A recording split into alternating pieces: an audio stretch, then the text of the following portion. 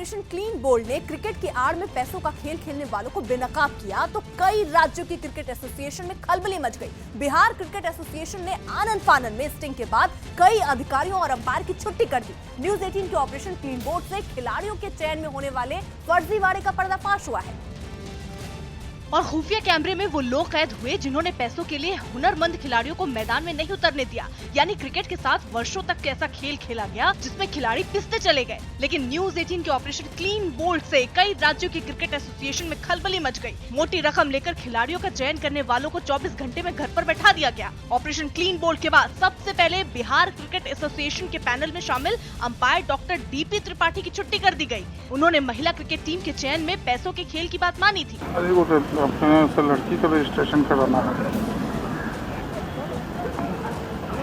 अरे हमारे लिए सोचना नहीं है, लेकिन मतलब उसका सब डोमिसाइल बनवाना होगा।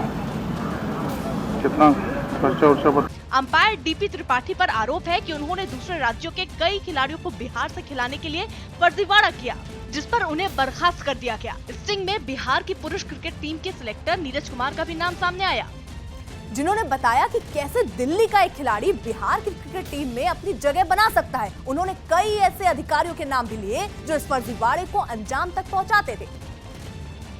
यानी आरोप है कि नीरज कुमार भ्रष्टाचार की कड़ी का वो हिस्सा हैं जो सबको एक साथ जोड़ते हैं। यही वजह है कि न्यूज 18 के ऑपरेशन क्लीन बोल्ड के बाद नीरज कुमार को बर्खास्त कर दिया गया। ये लड़का दिल्ली में रहता है या बिहार में रहता है?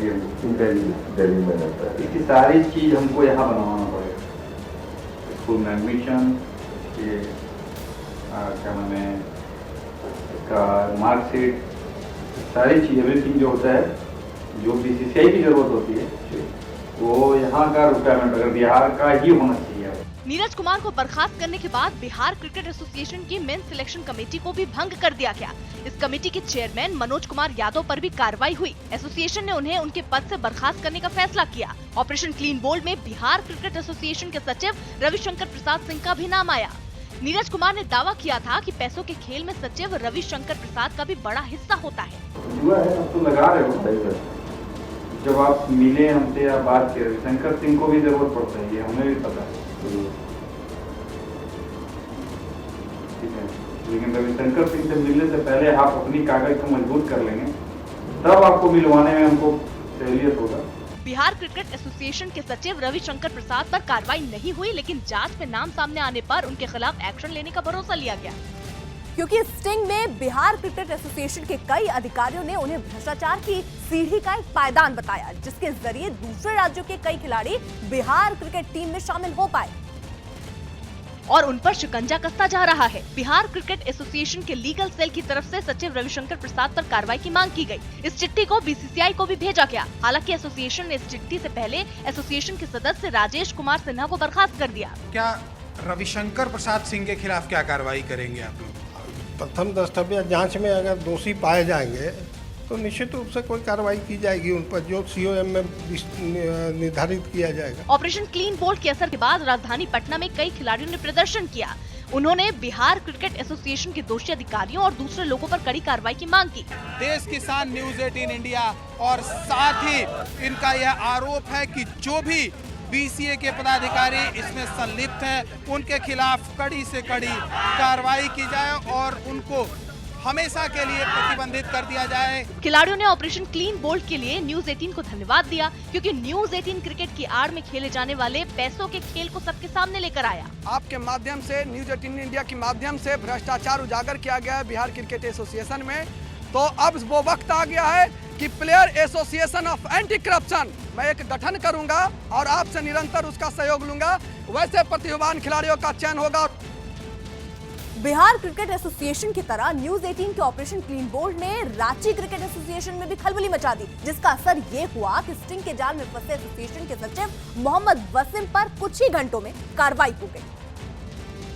और ये न्यूज 18 के ऑपरेशन क्लीन बोल्ड के बाद हुआ। रांची क्रिकेट एसोसिएशन के सचिव मोहम्मद वसीम ने बताया कि जेब में अगर पैसे हों तो रांची क्रिकेट एसोसिएशन के लोग दिल्ली के खिलाड़ियों को भी टीम में शामिल कराने के सारे तरीके निकाल लेते हैं।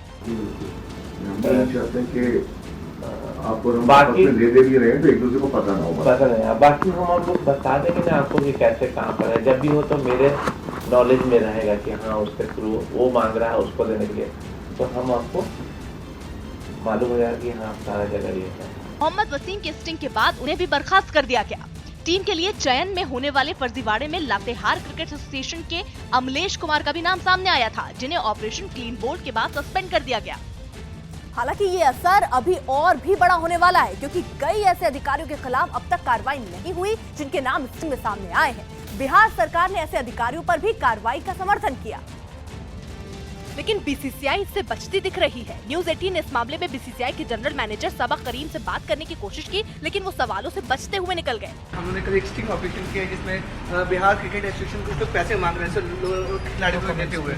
सर आपका रिएक्शन है सर? न्यूज 18 ने उनसे बिहार क्रिकेट एसोसिएशन में भ्रष्टाचार पर एक बार फिर सवाल पूछा, लेकिन सबा करीम ने इस बार भी नो कमेंट कह दिया। उन्हें स्टिंग के बारे में बताया गया, तब भी वो कुछ नहीं बोले। सर नो कमेंट सर, लेकिन सर ये वो पैसे ले रहे हैं उसके बारे में बता दीजिए। जो क्रिकेट एसोसिएशन के लोग पैसे लेके जो खिलाड़ी हैं वहाँ पे उनको वो लोग करके हम थैंक यू सर, लेकिन बीसीसीआई के अंडर में आता है आपके से एंटी करप्शन यूनिट की है sir. Okay thank you sir ये फर्स्ट कमेंट है जिसपे सर हमारे स्टिंग ऑपरेशन में Bihar cricket association, Jharkhand cricket association लोग पकड़े गए हैं सर। सबा करीम से कई बार सवाल पूछे गए, लेकिन किसी भी सवाल का जवाब उन्होंने नहीं दिया। खबर है कि राज्यों के क्रिकेट एसोसिएशन की तरफ से भी बीसीसीआई को चिट्ठी लिखी गई है, जिसमें भ्रष्टाचार से जुड़े मामलों की शिकायत पर कार्रवाई की मांग की गई है, लेकिन इन चिट्ठियों पर बीसीसीआई से कोई जवाब नहीं आया है। यूपी के संत कबीर नगर में लेखपाल पर किसान सम्मान निधि योजना के लिए फॉर्म अटेस्ट करवाने पर रिश्वत लेने का आरोप लगा।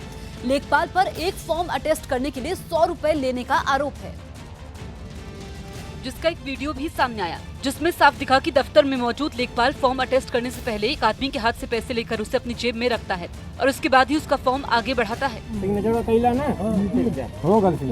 जबकि पास के ही दूसरे गांव हैसन में एक लेखपाल ने फॉर्म भरवाने की जिम्मेदारी अपने एक रिश्तेदार को सौंप दी, जो फॉर्म भरवाने आए किसानों से पैसे वसूलते दिखाई दिया। तो ये पैसा कहाँ जमा होगा? लेखपाल कौन है? आप किसी विभाग की तरफ से हैं? लेखपाल पर रिश्वत लेने के आरोप के बाद प्रशासन ने कार्रवाई का भरोसा दिया। जांच करके इसमें प्रभावी और दंडात्मक कार्रवाई की जाएगी। जो भी इसमें इन्वॉल्व है उसमें उनको बख्शा नहीं जाएगा। यही नहीं, लेखपालों पर पैसे लेकर उन लोगों के नाम भी लिस्ट में डालने का आरोप है जो उनके हकदार नहीं है। उत्तर प्रदेश में लोकसभा चुनाव के लिए समाजवादी पार्टी और बीएसपी ने उन सीटों की लिस्ट जारी कर दी है जिन पर उनके उम्मीदवार चुनाव लड़ेंगे। गठबंधन की तरफ से जारी लिस्ट के मुताबिक समाजवादी पार्टी 37 और बीएसपी 38 सीटों पर लड़ेगी, जबकि आरएलडी के लिए 3 सीटें छोड़ी गई हैं।